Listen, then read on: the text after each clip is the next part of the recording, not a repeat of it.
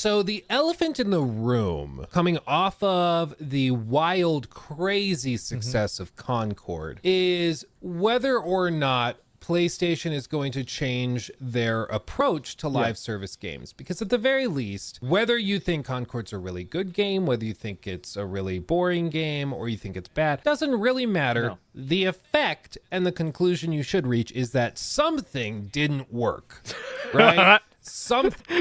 Who knows? Something did not work properly. I Because if do the have to say though, from Sony's perspective, they actually made the best consumer-friendly decision they could have made, where they refunded everybody's money completely, and they said, that's it, we're done, we're sorry. This was the most consumer-friendly option they could have gone with. game is even okay and everything else goes well, it should at least have a chance of success. But something didn't work here. And Sony's approach should be to figure out what that was. Now, I think it's a combination of many, many things. For one, just at the outset, I don't think anybody was particularly intrigued by the concept of the game.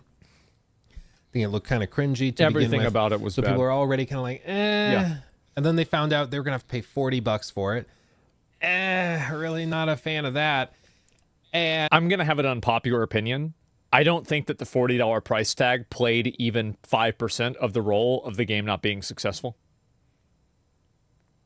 I don't. I don't think it had really anything to do with it. And here I've got 2 points on a graph that I can give you guys for why I agree, why I think that. Number one, Helldivers 2. Everybody bought the game. It was still very popular, and it costed $40. Pretty much a one-to-one, right? And here's number two, which is the fact that Concord had a beta weekend. They had 2 beta weekends. They had a paid beta weekend, and then they had a free beta weekend. And the paid beta weekend, because it was the first weekend, had more players than the free one. So even when the game was in a completely free state of play, people still chose to not play the game. If that doesn't prove it, then what does?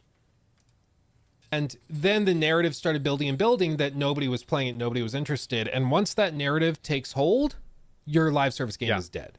Because nobody's going to spend $40 to get into a game It's dead. that they're not going to be able to play in a few weeks Exactly. because the player count will be so low. Yeah. Nobody's going to do that. So This happens to MMOs, right? It's like the circling the drain, the death spiral.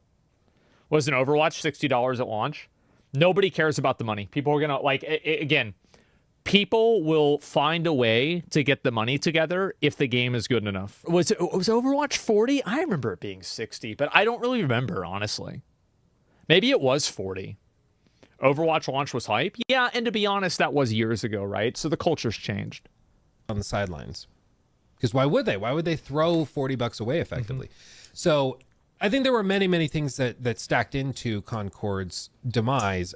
But now the question is, how does Sony handle their stuff moving forward? Because bear in mind, they have other live service games that are coming in the next few months, next year, next 2 years, that are actively in the works. These are coming, and they're going to be influenced by Concord, no doubt. So there's a lot of things to. That guy donated and it said Concord player base equals capacity of the plane Concord, which is really fucking funny because just like Concord the game was discontinued, the Concord plane was also discontinued.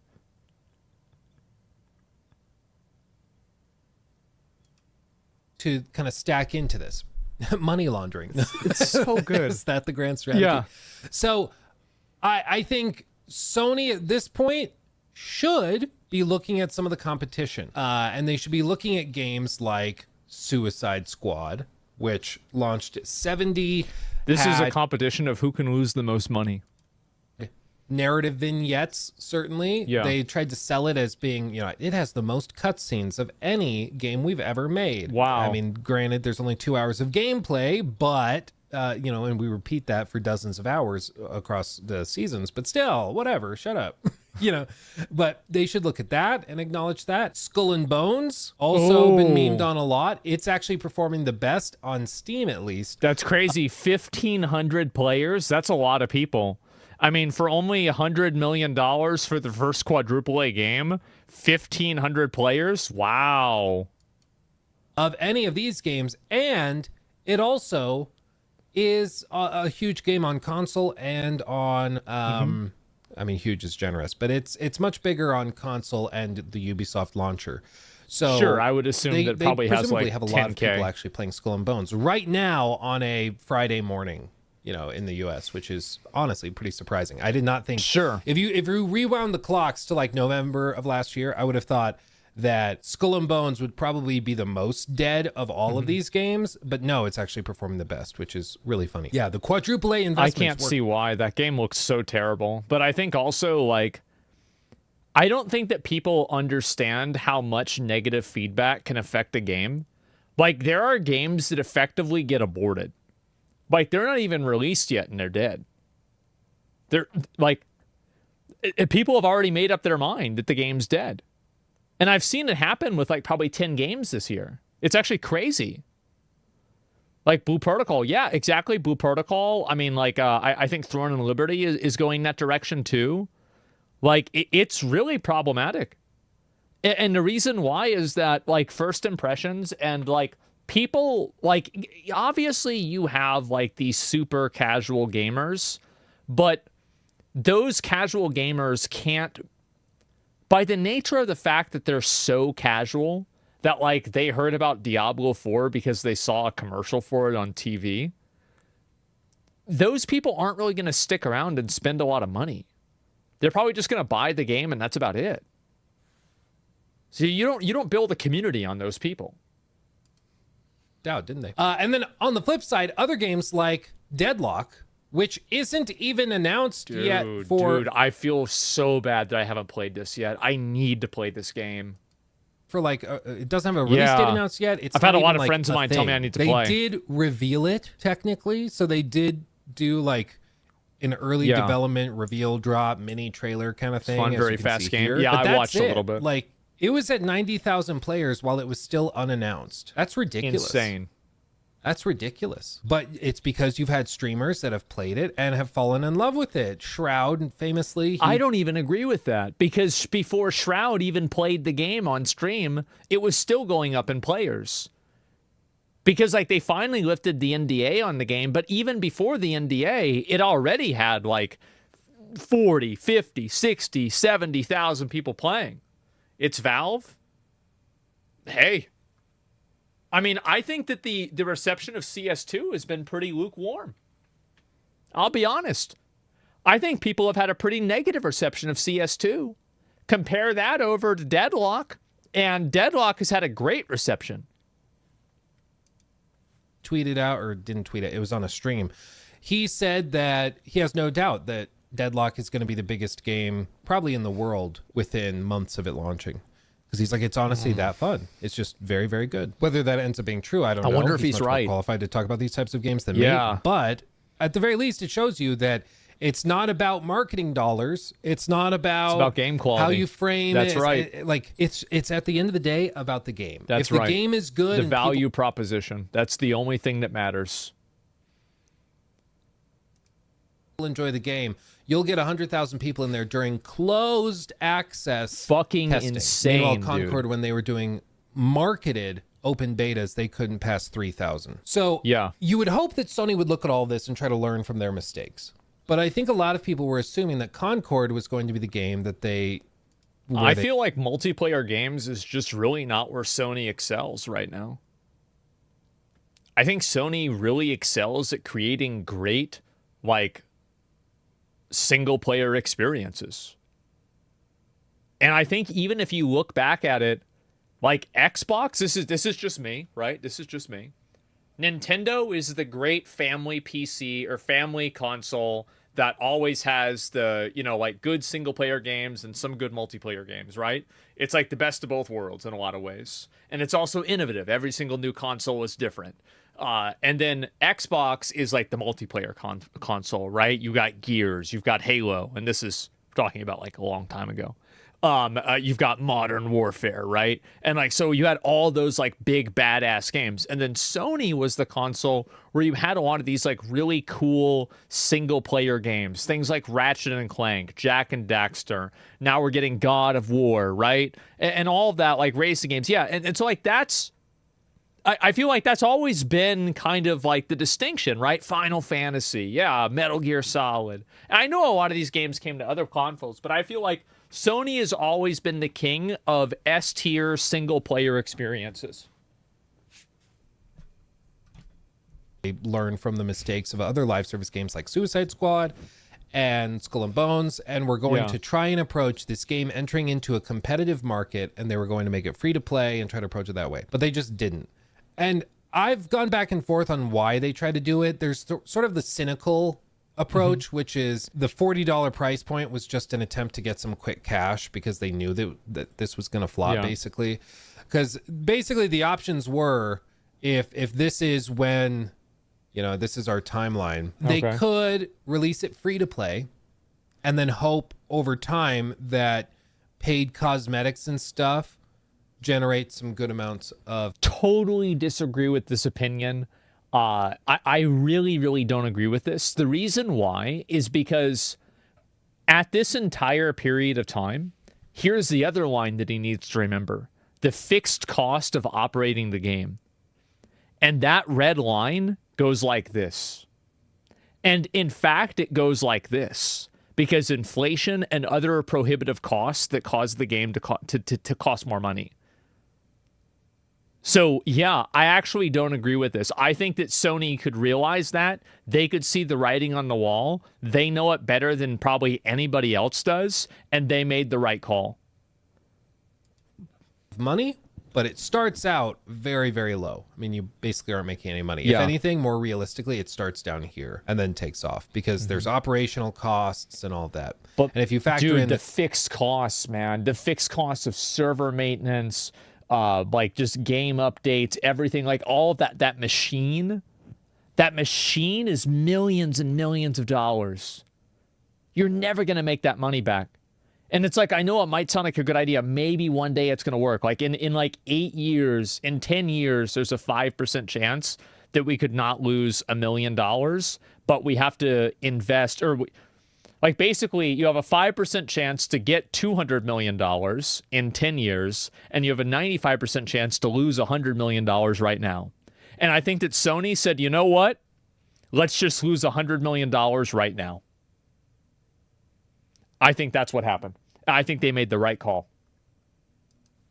Cost of like development, then it certainly is much lower, and it's more like this. So they could do that. That's usually how free to play games work. Totally different situation, but you're right. They tried to charge $40 a copy, which starts them a bit higher, but their hope is that with the cosmetics and everything, it can take off. Maybe at a more shallow rate because it's like people are less likely to spend $40 on it, but whatever. And they just decided to do this route. And some people are like, oh, they're just trying to get, you know, this gap made up because they don't think that this is going to happen. Like none of this on this side of the equation is going to happen because it's going to shut down. Maybe that's the case. I don't know. You've also got to think about this as inside of the context of Sony's reputation. Like right now, there is, I think, a very strong console war going on. Because Microsoft and Xbox has released probably one of the strongest, like, set of game offerings in the future that I think we've seen in probably 5 or 10 years. Like, they're releasing and coming out with all these insanely good fucking games, right? And I think also Microsoft is setting itself up to be to be the first big platform for cloud gaming. Like unironic cloud gaming, not Google Stadia cloud gaming, but cloud gaming that works. I think it's going to happen. Like we all know, right? In 100 years, we're going to have cloud gaming, right? Everybody probably agrees on that. But where in between 100 and 0 are we? I don't know. Probably pretty close. But I think that Microsoft knows that. And they're building the infrastructure for that right now. I think Sony knows that they are the king of single-player experiences, so they're building into that right now. And I think Nintendo knows that no matter what they do, there will always be people that buy Nintendos because they're cool, and Nintendo makes great games, and all Nintendo needs to do is just keep being innovative, and they will exist forever. That's it.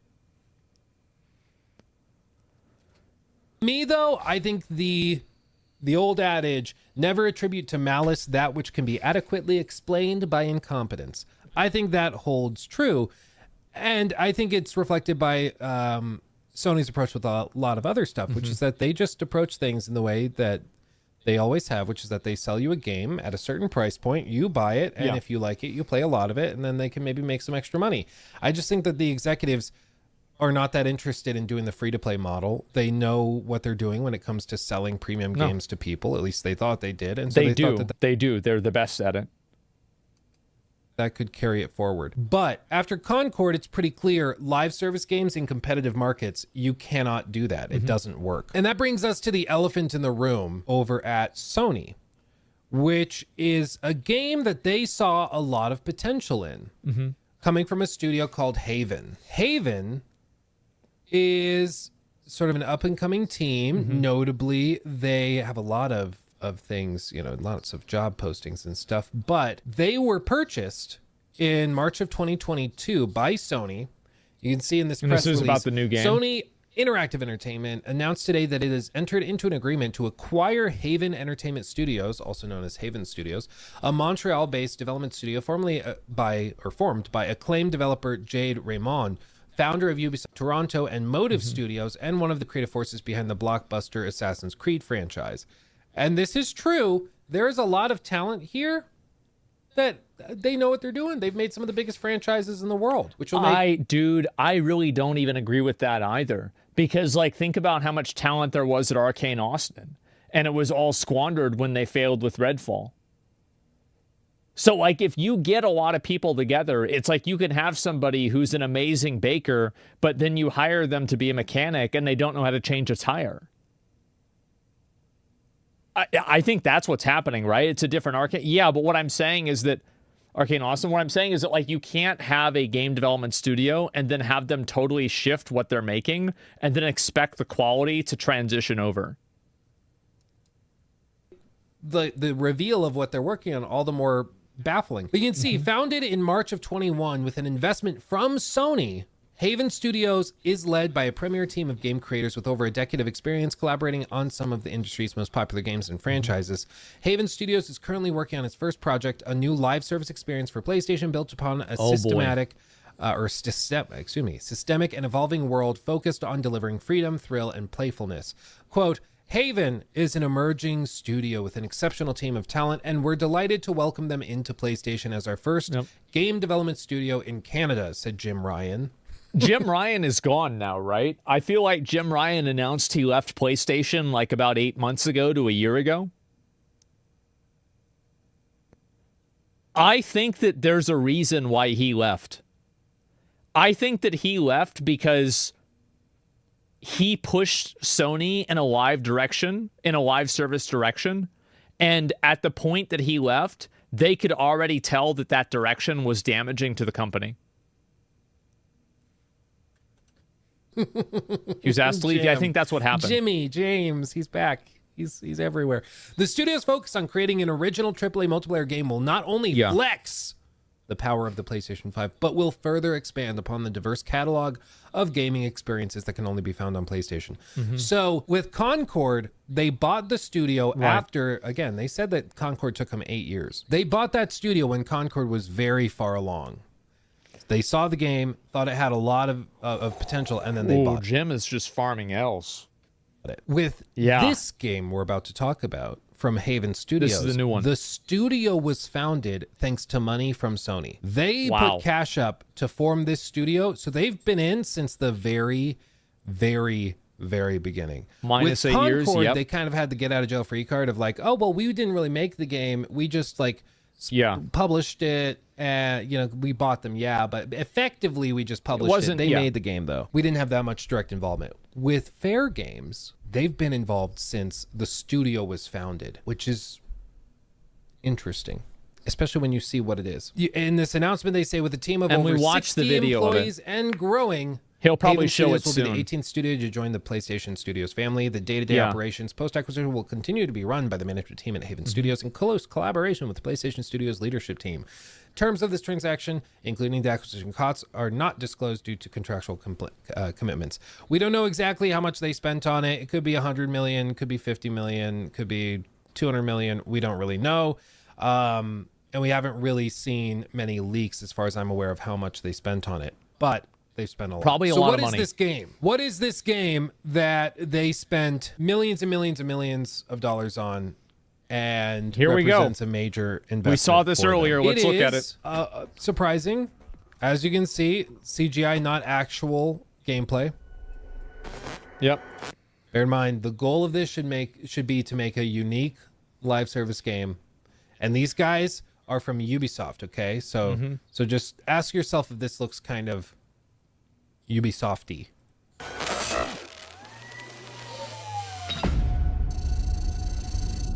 It's bad, guys. You want to know about us? Seems like everyone does these days. It's simple. Too much money and too much power is held by just a few people. And it's only getting worse. Yeah. So, we decided to do something about it. Act now. Let's go. Man. Don't come out till June. This my pick. I'll crop you. Married to the game. Said my Man. dudes got a window seat like Erica Badu.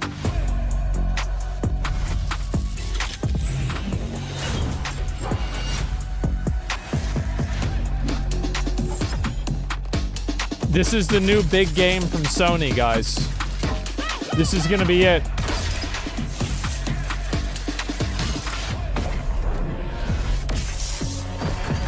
If you ain't got it, then you can't flaunt it. Pull up Lamborghini and Sonic.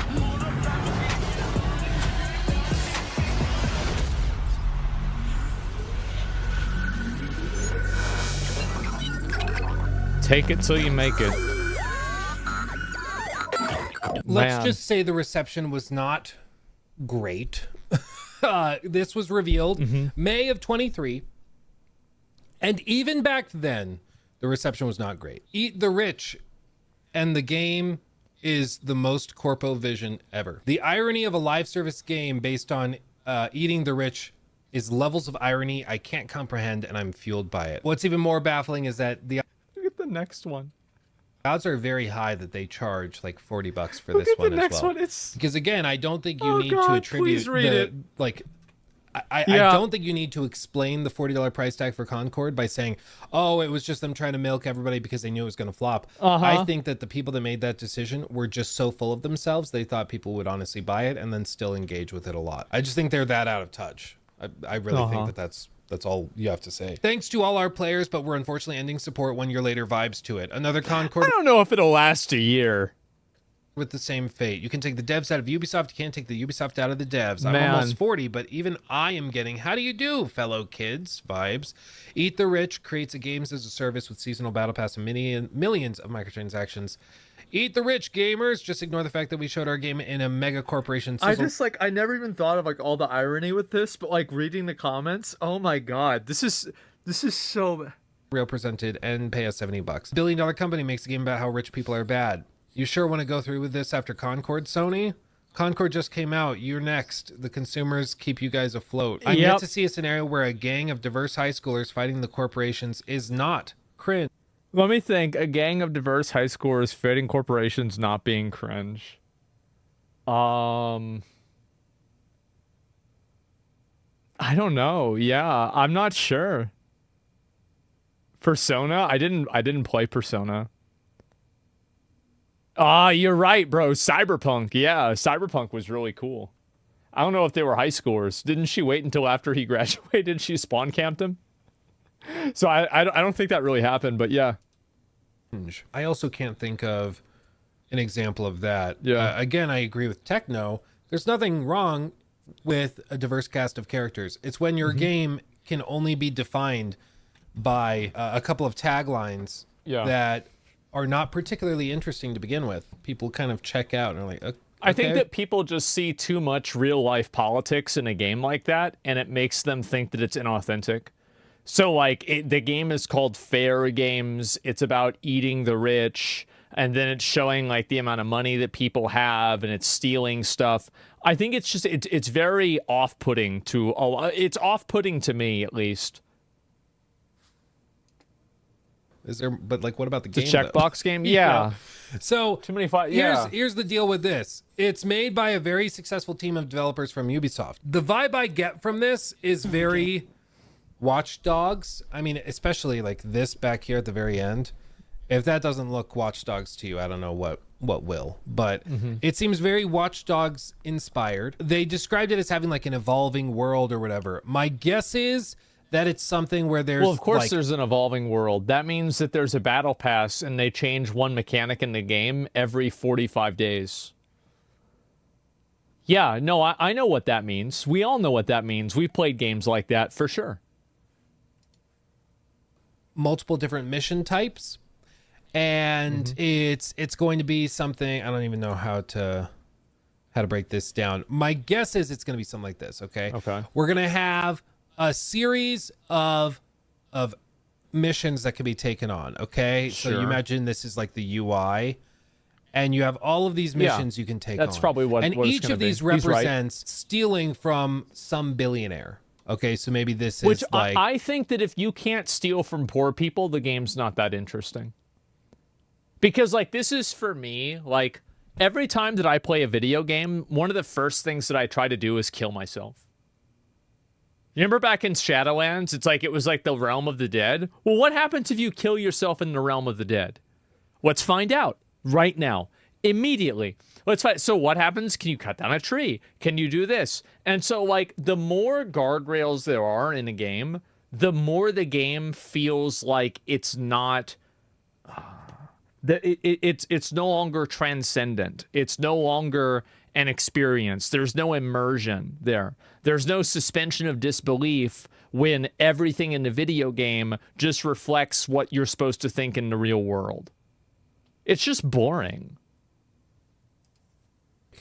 you know, the equivalent of Bezos, and then this is like the Musk one. Yeah. This is the Ma Bill Gates. Fortune. And then like you just have somebody for each of these. These are all like made up billionaires. Okay. And then what they'll do is like each of them will have a payout associated with them. So maybe this one's payout is like 20 billion. And then this one is like 15. And then this one's 8 and 3 and 5 and 2 and 11. They should have one where you have to steal from like a Mexican cartel, and it's like the hardest mission in the game, but you get the most money. And it's like they have like tanks and fucking like helicopters and shit like that. Yeah. But like, you know, they wouldn't do something crazy like that, right? Hardcore mode? Yeah, exactly. That the Mission Impossible? Exactly. And that's the reason. It's because games like these never take risks. And I think that the worst thing about a game like this is that it's a game that's disguising itself as a risky game, but it's actually the complete opposite. It's the safest game that you could possibly make. 23. And so if everybody targets this one, then that goes down in value. And then the number 2 guy with 2 billion in wealth, he goes up, and this becomes 3 like billion Helldivers, in wealth. kind of, yeah. And then this guy actually blows up a ton, and this goes up all the way to 13 billion. So then everybody leaves these missions and goes and takes on these missions to take this guy's money. And it's just going to be that cycle of like an evolving list of missions, basically just where they're like the wealth is being transferred around, and then you steal it. Amazing. As we all know, theft is moral if they have more than you. That's right, of course. I really don't expect this to be like that novel or crazy. I expect it to basically be a heist-based shooter, and that's about the extent of it. And it might be solid. There might be some decent gameplay systems and stuff. But again, what have I said so many times? One of the most potent forces in all of gaming is peer pressure. And if a game is deemed uncool, there's very little you can do to shake that. And and I think it's very true. And what ends up happening is that people's first impressions matter a lot, because nobody has the obligation on the internet to accept that they were wrong. So what ends up happening is that somebody's first impression of the game is bad, and then a trailer comes out showing gameplay, and the gameplay looks good. Well, you're still fighting an uphill battle because of that first impression. A few people will want to engage with it. And I'll tell you what, this has, from the very, very outset, a lot of those very cringy vibes to it, does. where you can tell it's developed by 56-year-old dudes Yeah. who are trying to appeal to what they think like the young people, Like 19-year-olds will want find to see. slays. And it just doesn't, I really just don't think it's gonna, I don't think they're 50 or 60-year-old dudes. I think that they are 36-year-old uncool millennials that were massive losers in middle school and high school, and now they're trying to make a game that's what they think cool people like. They're basically people that are around my age. Like, it's my generation's fault, I think, that we get games like this because of how painfully annoying and obnoxious some people that are my age are.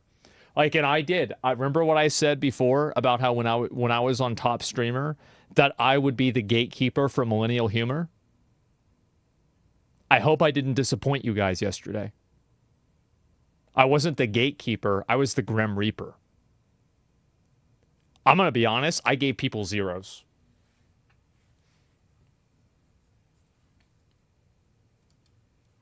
So this is sort of the elephant in the room. After Concord, I think they are all, Somebody had to. like, everybody is walking on eggshells.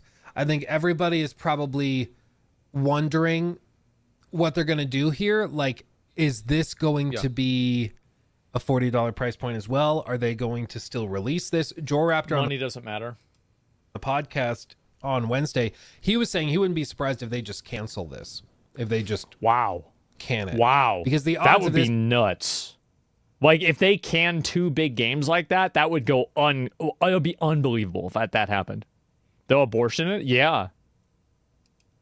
popping off are also pretty low, I would say. Especially if it was getting torn apart pre-Concord, post-Concord, I think there's a lot, not even of skepticism in the audience. I think there's a lot of cynicism and pessimism, and I think a lot of people are rooting for all of these Jim Ryan projects to collapse. And so this is, I would argue this one has an even steeper uphill climb than Concord. Like, it's a I think that it does too. more unique game from what I can tell.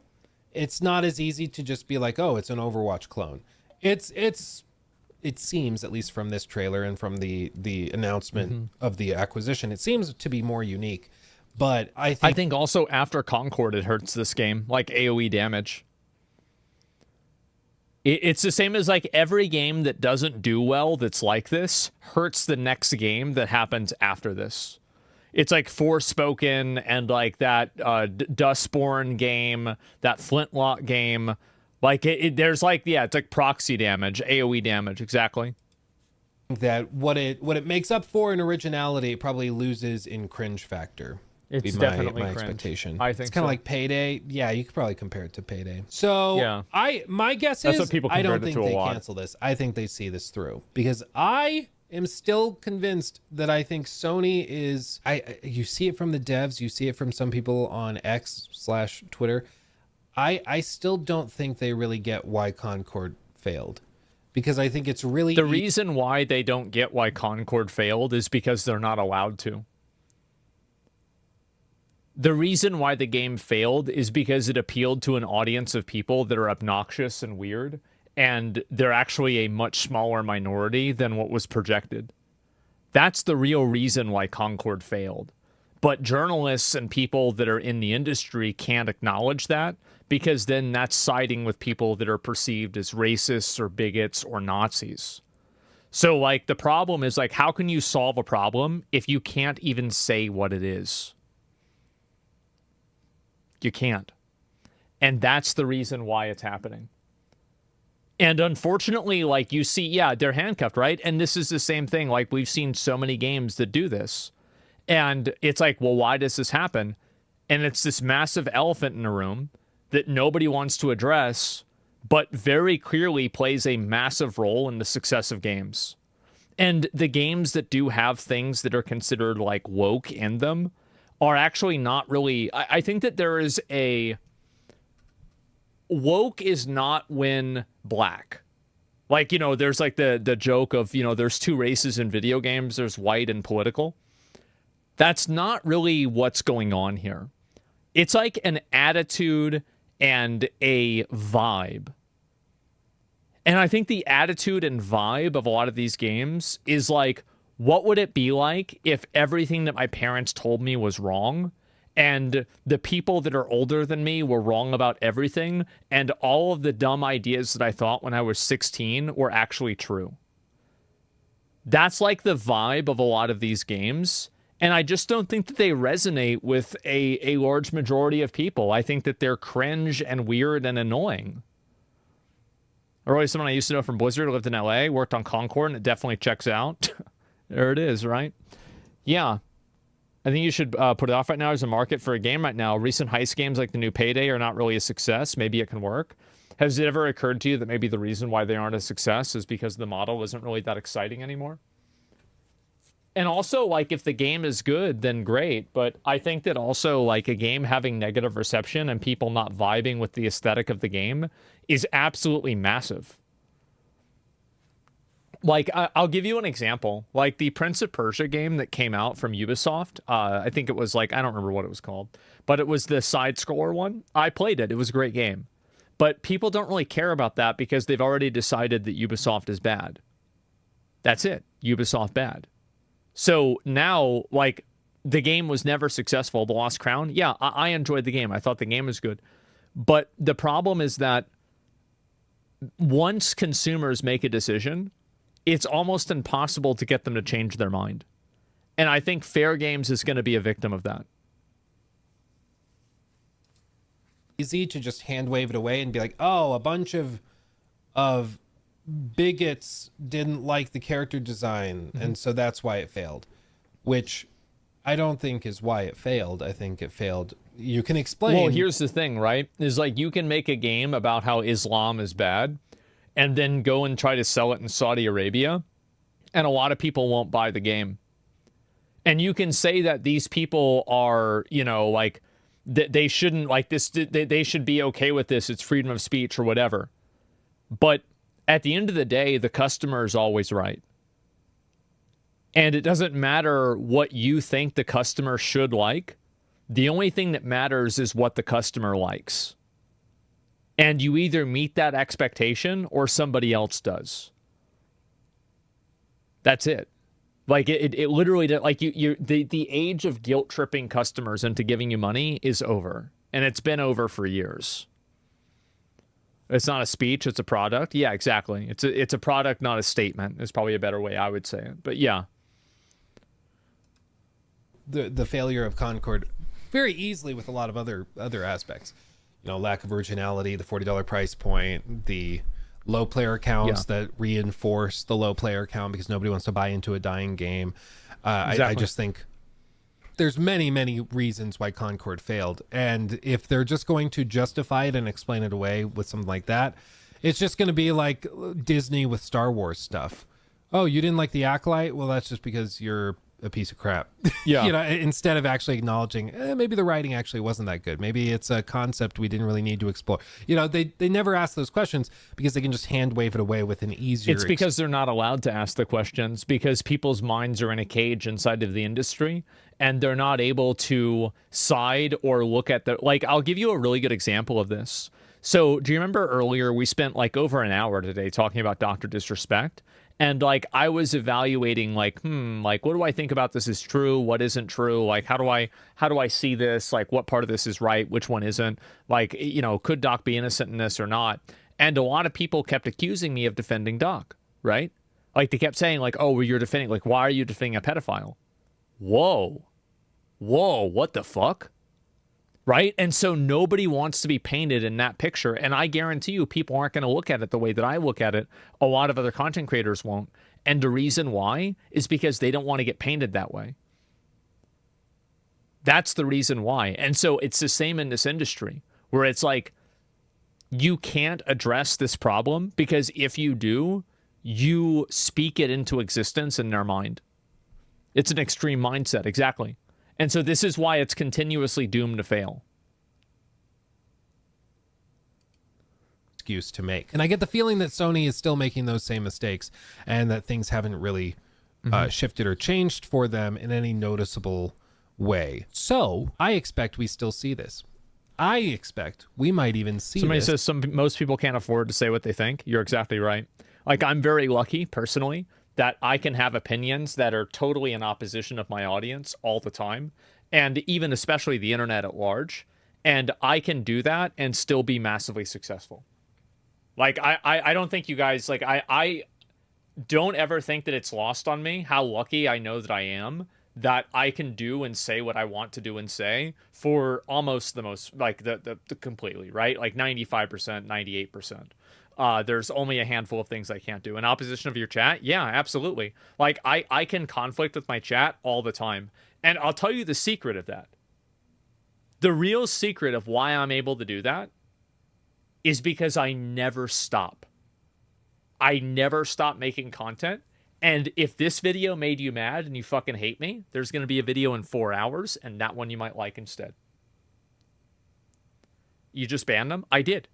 And also it works really well. Yeah, I would just ban them. Yeah, you're true to your convictions. Yeah, even if everybody disagrees with it, right? And so that's the reason why it works for me. In a week But for or a two, lot of other or a few people weeks. in the I forget when industry, they said can't the do next that. Showcase is happening. Not showcase. State of Play. Sony is going to be doing a State of Play to reveal the PlayStation 5 here in September. And when they do that, so I think they're excited. going to reveal like Death Stranding 2 running on the PS5 Pro. I think they'll show Yeah, stuff they're going to do PS5 Pro. I think. like that. But I think they're also going to have a trailer for Fair Games. And I think that's why it's a State of Play and not a showcase, because I think they know if they were to do that, it would probably not go over too well. Yeah. But having said that, I think I think this doesn't go well. And I don't think it will either. if it ends up playing basically just like Watch Dogs, but it's a live service game, I really don't think that goes over well. Do you think Concord's failure would change their approach to everything in the future? No, I think that it will, actually. I think that it will, but they'll never say that publicly. But absolutely. Like, you don't lose $100 million and be like, wow. Like, because Concord isn't the first game that they've had that's done that. Like, Forspoken also was a massive failure, and they were talking that game up like it was going to be equivalent to Final Fantasy 16. So, no, I mean, I think that internally, especially inside of, like, the executive leadership, this absolutely is going to change the way they look at things. It's not even a question. we've seen, like, Concord's problems were readily apparent months ago. Yeah. After those open betas that only got 3,000 players, that should have been, okay, this is not going to work. If they were actually critically evaluating everything, they would have either like delayed it at that point. But they can't critically made it evaluate free to play, like, and relaunch the betas. They can't. 6 months later. Like, they should have done that if they were actually critically evaluating all of this. The fact that they didn't do that shows that either the people in upper levels of Sony management just don't really care about that stuff, and they're like, no, just put it out. Or they're just like done with it and they just want to get this stuff out and move on. Or they're so cocky that they think that they can get away with it. And they might. I think that they have to say that it's okay that they lost the money publicly because they have to project a position of strength for investors and shareholders. But I bet internally they're losing their mind. This is what I think happens in the next 5 or 10 years. I think Sony continues to completely dominate the the gaming market for the next 5 years, but I think in the next 15 years, Microsoft will turn around and dominate it even more.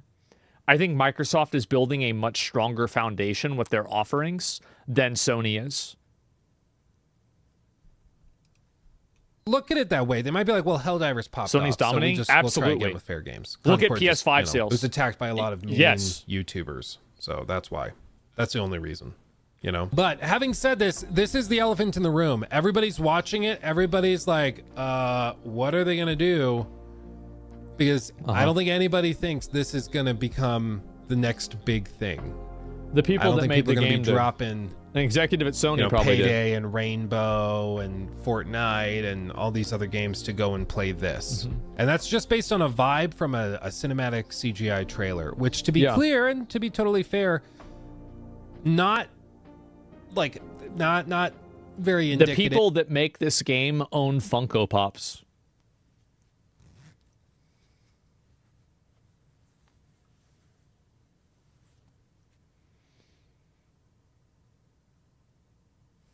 I mean, is there anything else we need to say? If you can't take a whole lot from that, but I just think as a concept, it's one that's not that interesting. They have a lot of things they show in the trailer, like the ability to grapple onto these different objects. You can see them using it to grapple onto the truck and swing up. So presumably there's going to be some actual traversal with that, where you can use it to climb fences or up buildings and stuff. You can see here it's used to grab a robo attack dog. Here they use it to grab panels of mirrors exciting. to reflect the lasers back off. Here you'll see him using it to grab onto a tabletop, a countertop, whatever, to use as a shield right here. So it seems like there are some interesting dynamics in terms of gameplay, but is that enough to shake the cringe factor? I honestly don't know. But again, this is a game that absolutely not. Vibes matter so much with games. It's insane how much it matters. Sony's been involved Like Helldivers was carried by vibes. The very beginning, and it always just frustrates me because I'm like, okay, you have some cool gameplay systems, interesting, love that. Why did we have to go with the most cringe corpo? We're relatable, we're just like you, we hate the rich. Meanwhile, we spent because the people that are making it are cringe and unrelatable. I'm very much an Occam's razor kind of guy.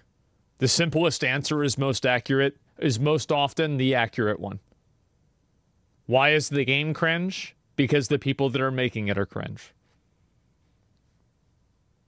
Easy.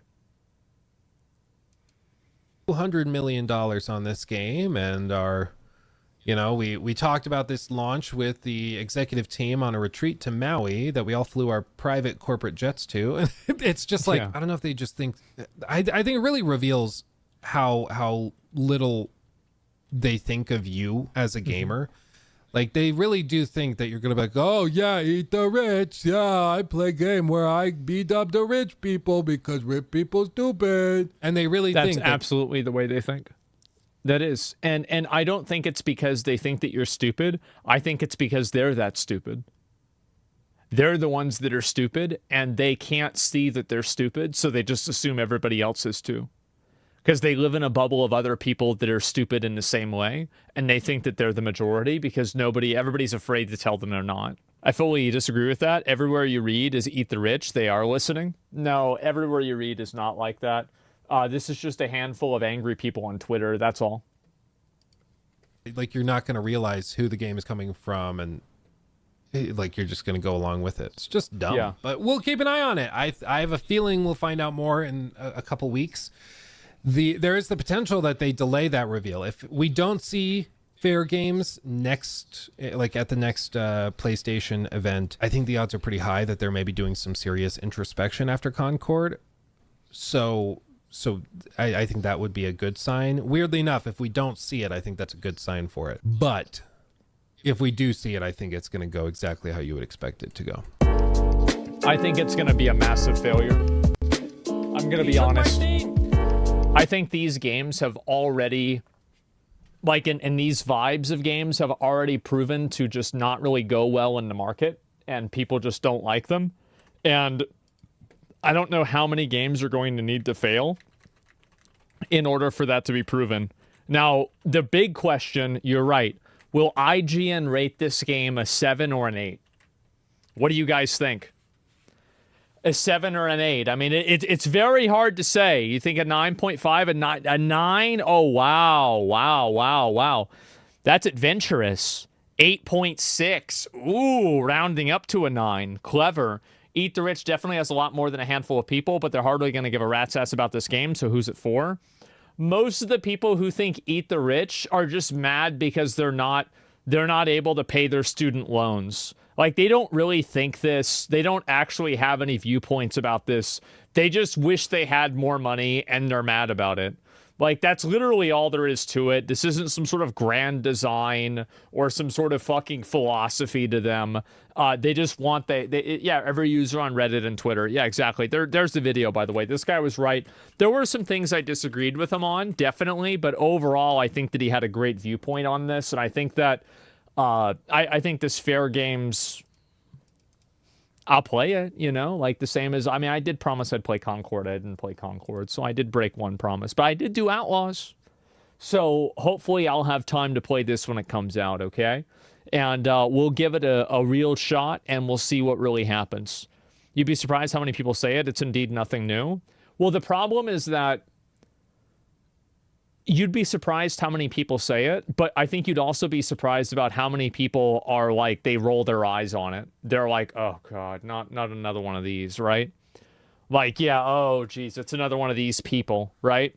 So like, that's the way I see it. It's like, yeah, you of course have some people that like it and some people that are of that mindset, but you also have people like me that are alienated by it because of how, I think it's just like it's very it's like the unlikable self-righteousness of it that makes it very annoying to me.